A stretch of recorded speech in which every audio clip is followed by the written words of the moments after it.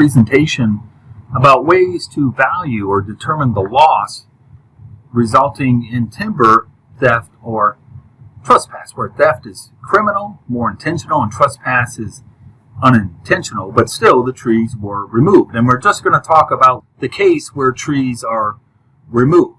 There are other types of theft, such as truckloads being missed on purpose, or maybe loading trucks a certain way. There's different types of theft, but nonetheless, we're just going to talk about where trees are being removed. So basically then, right, we need some estimate of the value of the timber lost or damaged. And therefore, we're going to need some estimate of the volume or tons lost or damaged, because we buy and sell on tons. Then we need stumpage values. So we have the amount that's removed, lost, damaged. Then we have the value of that. And of course, the stumpage values can depend on the size of the trees. Is the volume pulpwood, or is the volume or tons saw logs or chip and saw, or is it poles, the quality of the trees, and then the species of the trees. One for the stumpage values. Also, say if we're doing growth and yield models or volume equations or ton equations, weight equations, we need to know the species. Now, they could depend a little bit on proximity to the mills, your ability to harvest. I'm not exactly sure. What I'm getting at is, let's say like on a pulpwood thinning, you were not able to thin, right, your plantation, let's say, or your forest, but yet the theft or trespass still occurred. Can that person say, well, you're never going to be able to harvest anyway, so therefore I don't owe you anything?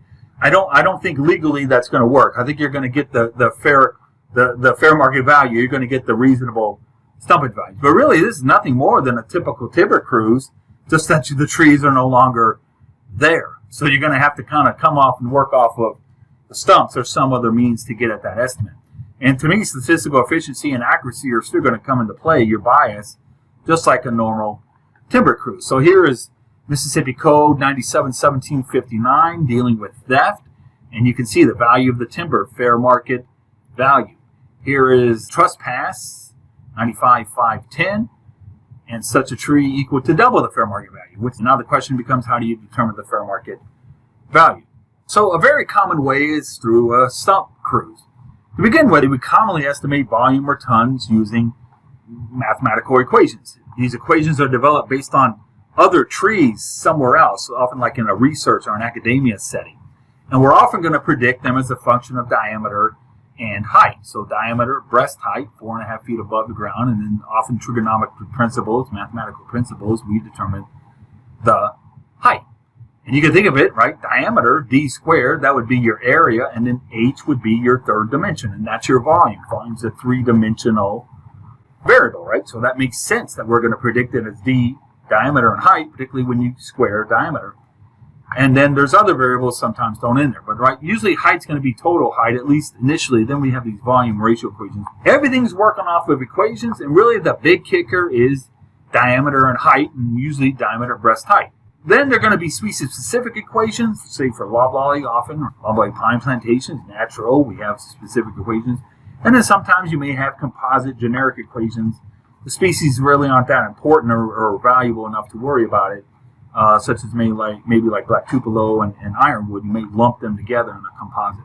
Nonetheless, though, we're going to try to take advantage of the correlation between stump diameter and breast height, the taper of trees. And so you can see when this tree is being severed, usually the stump height may even be just down at the ground. This is from an actual timber cruise on LSU Egg Center land. They got right down to the ground on the fellow buncher. This is just for example. But you can imagine there's a relationship there between the diameter of that stump and the diameter of breast height, 4.5 feet. Now remember, all these equations are usually going to run off of diameter at breast height. Because really, the diameters along the tree are really built to support the weight above it. So there's strong correlation between the diameters at any point along the stem to one another.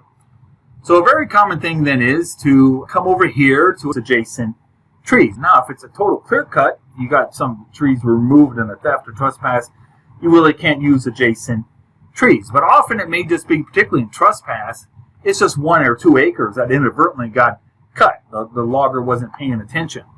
And so therefore you can use the same trees, same genetics, same population, right? And you're going to measure stump diameter here, dBH, and then total tree height. You're then going to make these mathematical equations to predict dBH as a function of stump diameter and then predict height as a function of dBH. You're then going to come back over here and measure stump diameter where you have no trees, and then predict DBH based on these adjacent trees, and then predict height as a function of the DBH from these adjacent trees. That's a common way. Another way to do it is there's mathematical equations developed somewhere else, and then you're going to apply those mathematical equations here straight off a stump diameter. Either way, it's going to be a stump cruise. Often I see a lot of this adjacent, particularly like I said with timber trespass, where it's not the whole acre. Now remember, everything's about predicting DBH and height. And once we get that, then we can use our volume equations and weight equations. These are actual stump diameters from here and DBH. And you can see there's a very strong correlation between stump diameter and DBH. Therefore, we can use that relationship to our advantage for the trees that were removed. Then we need our stumpage values. And there's Timbermark South and then our own Mississippi State University timber price report. So these are very valuable. So we've now determined the amount of volume or weight loss, and now we have the value per unit, and then we can get the total value lost. So another way to do it is through growth and yield models, particularly like in a clear cut, right? I have no adjacent trees, and I have no trees there, so they're all gone. That's why you always probably want to keep good records of your forest at all times. But based on the planting density, based on the site quality, I can then, thinnings or not, I can manipulate it. I can get an estimate in the virtual modeling world into the real world, and then divvy that up based on the acres lost, once again using the same stumpage values using that growth and yield model. Another thing is, let's say I had an inventory 5 years ago. I can use these growth and yield models to grow the forest forward without really having to have an actual timber cruise. So these growth and yield models are these mathematical equations that represent biological processes developed using some type of research or academia setting. Potatoes is a common one for pine plantations. Forest vegetation simulator from the Forest Service is another one for mixed species stands and naturally generated forest. Another thing that growth and yield models allows us to address is revenue for gone. Not just the fair market value of the standing timber today, but the revenue that could be generated based on the condition of the standing forest today. My understanding is much of the restitution is designed to give you back the state of the forest that you had before the timber theft or trespass. Well, imagine a 50-year-old bottomland hardwood forest. It's going to be very hard to get that state of that forest back with restitution. Another one that's kind of a little more easy to understand is, let's say you have a 12-year-old loblolly pine plantation. Well, that's 12 years towards, traditionally at least, a 15-year-old first thinning. That's 12 years towards a 22-year-old second chip and saw thinning. That's 12 years towards, say, a 30-year-old final clear cut, and maybe more traditionally a 35-year-old final clear cut. Well, you're now set back to year zero. You now have to start over. You now have to run the, say, the risk and the uncertainty of that reforestation. What if we have another drought year like we had during the summer of 2023, and that ruins your reforestation activities? You already were past that stage.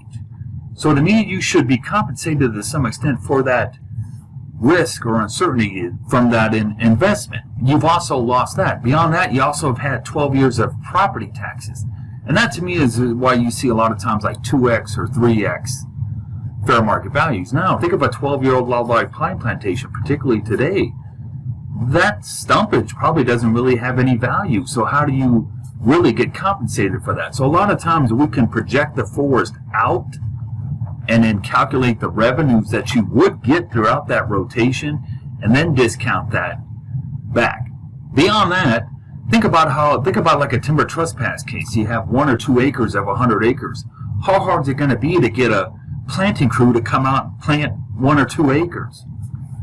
It may create problems, say, with some of the reforestation cost shares, perhaps, but with the Mississippi Reforestation Tax Credit, you now are going to have to apply that maximum $75,000 lifetime amount, $75,000 over a lifetime, to those 2 or 1 acres, again, to the same acres.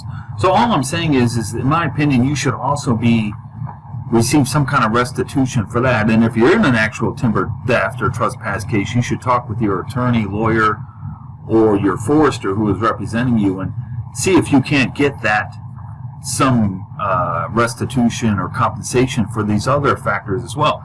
Beyond that, think about if you had a 12-year-old loblolly pine plantation. Now you're replanting those 1 or 2 acres. Now you have a 2/8 forest. are you ever really going to be able to thin or clear cut that 1 or 2 acres? So basically, you may just lose that 1 or 2 acres for that rotation. So there's a lot of things to consider, and that's where these growth and yield models can also be helpful. And then other things, right? Remotely sensed data. I think this could become more important as this data becomes more available, the frequency of it, right? Let's say if I can start getting satellite imagery or LiDAR, but particularly satellite imagery daily, what I need is the forest estimate before the theft or trespass and then right after it. So, right, if I have this daily, I can almost monitor whether my forest had timber theft if I have access to that imagery. As the imagery gets less expensive and our analytical ability becomes better, I think this is going to become much better tool. Particularly, I always want to keep good records. So if I can pair this remote sense data with good records, I can have a better way of interpreting that remotely sensed data. I can also pair, through this double sampling, I can also pair FIA on the ground data, or let's say this part here was removed. I can do a very low intensity cruise here, relate that on the ground cruise back to the remote sensing signatures, and then come back over here and get probably a much better estimate based on the double sampling.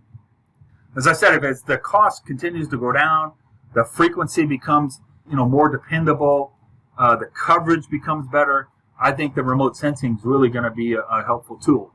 And you can also imagine this could be very useful for casualty losses, non-casualty losses. You have the satellite imagery just before the hurricane and then after the hurricane, if we have sufficient methodology to measure those variables. Thank you.